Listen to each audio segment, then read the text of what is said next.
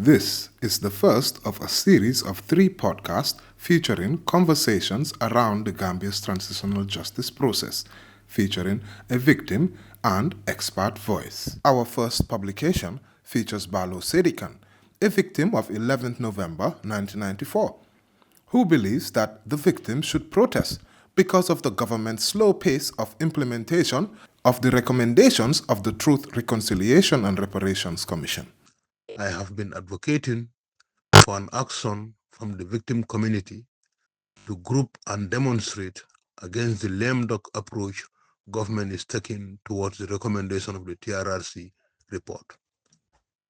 The last validation with the NHRC, the government only implemented 16% of the recommendation, and yet still the victims seems to be happy with that.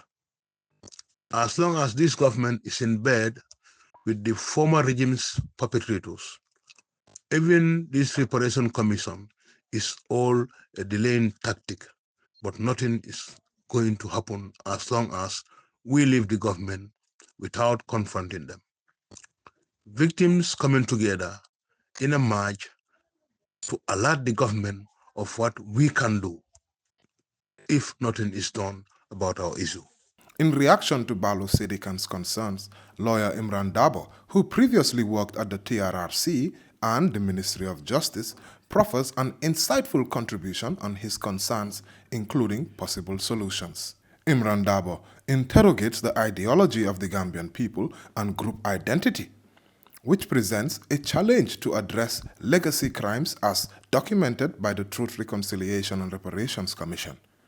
He makes reference to the African Union's Transitional Justice Policy, dubbed the AUTJP. Yeah, so like I was saying, this is something I was trying to raise, about this divide that we have at the bar, all senior lawyers and the junior bar. I think everything is about the context. And, my advocacy nowadays has always been focused on the AUTJP. And if you're looking at it, this is why one of the main things that it brings in is, emphasis on context specificity.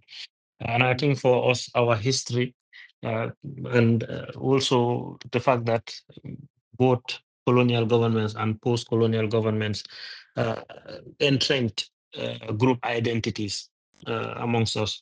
So I was highlighting the urban-rural divide that we have that is coming from the colony versus protectorate division that the British brought in.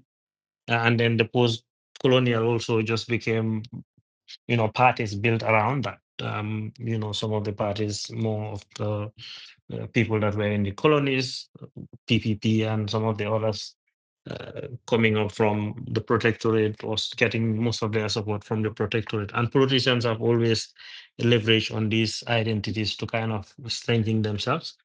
I think that is the basis of this group identity, which drives everybody. And so, what happens then in terms of these situations, especially after Yaya Jammeh, where we have become so polarized, is that people identify according to groups instead of according to individuality. So it's not human right is really not something that we have connected well with, and I think we have a lot to do to kind of make those connections with the people. But what happens is we are more about group identity, Muslim, Christian, political party affiliations, wall of source, and Mandinka, that sort of thing. So when an individual of a group is affected, the tendency is a defensive mechanism that is in relation to the group and not to the individual. So you don't look at, okay, this perpetrator is coming from APRC and now they are affiliated with Barrow. That's how they will see it, NPP.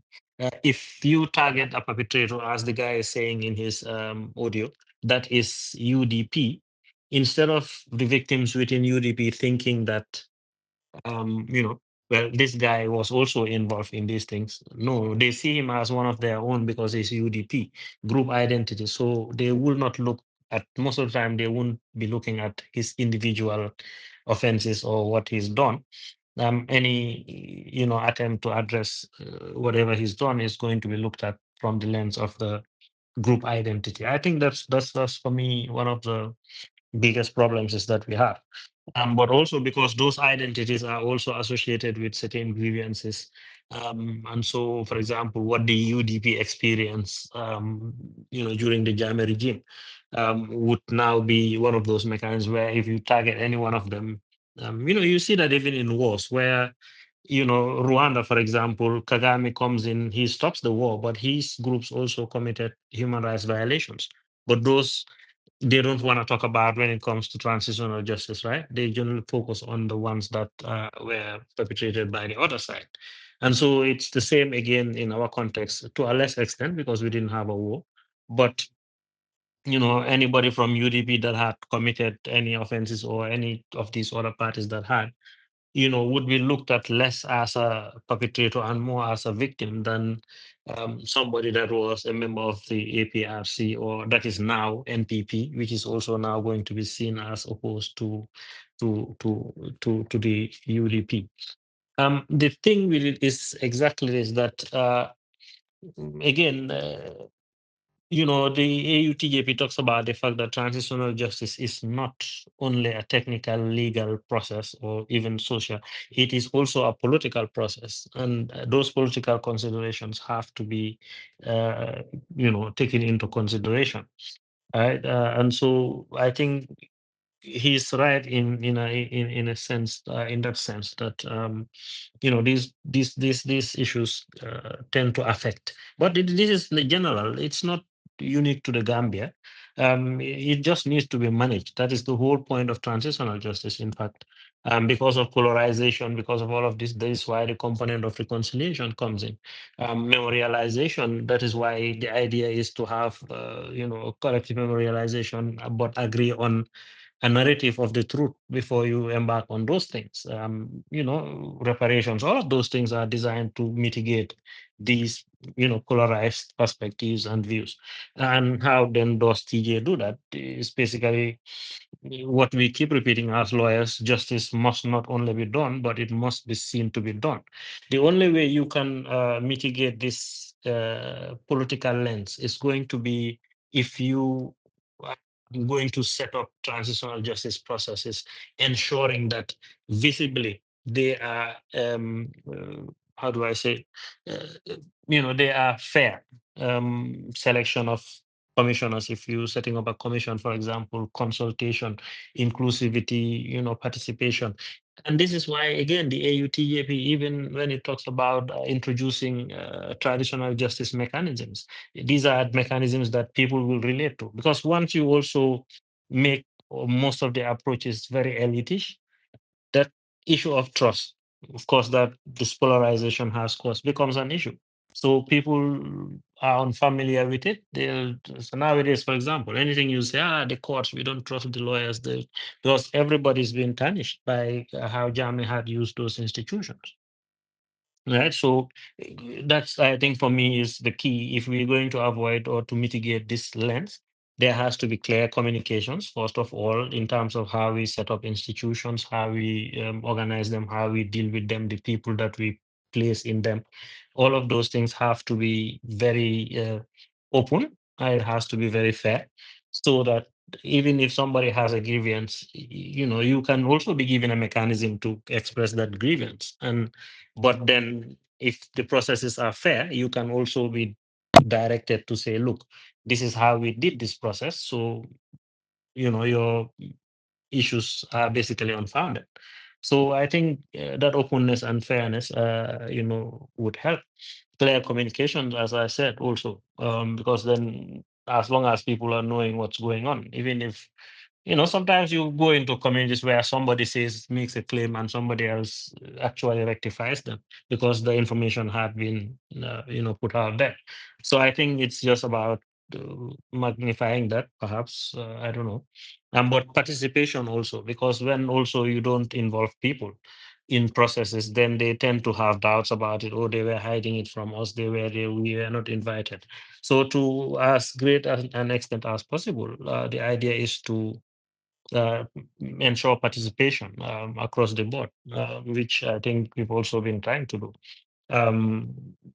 Like I said, the last bit I would say perhaps would be elitism, like processes that are only elitist or formal. A lot of Gambians don't engage really well with formal institutions. So even if you have formal institutions, you'll have to find a way to also connect them with some informal mechanisms that through which people can channel their experiences, their views, and all of that. So I think for me, those are the things. But transitional justice requires both. The human rights-based approach has to be there to do things right, but you also need to have that political lens to understand that the political dynamics, these group identities, grievances, and all of that political hegemony will be a problem. And politicians will also try to leverage on those as much as possible to consolidate themselves in power. So he's right in a lot of ways, but that doesn't mean that the human rights-based approach or the political issue is the only issue that we have. Human rights-based approaches also have to be, built on similar foundations of fairness, openness, and all of that. So TJ is always going to be a combination and a synthesis of these things. If you look at the AUTJP again, it talks about synergization, subsidiarity, complementarity, both dealing with external actors and internal actors, government and non-government. So really, it has to be TJ. I always have been saying it's not something that you do piecemeal. All the issues are connected, and it's a political, social, legal process also. So that's my view of it. This podcast is produced for the Women's Association for Victims Empowerment with Gambia and is funded by the National Endowment for Democracy, NED.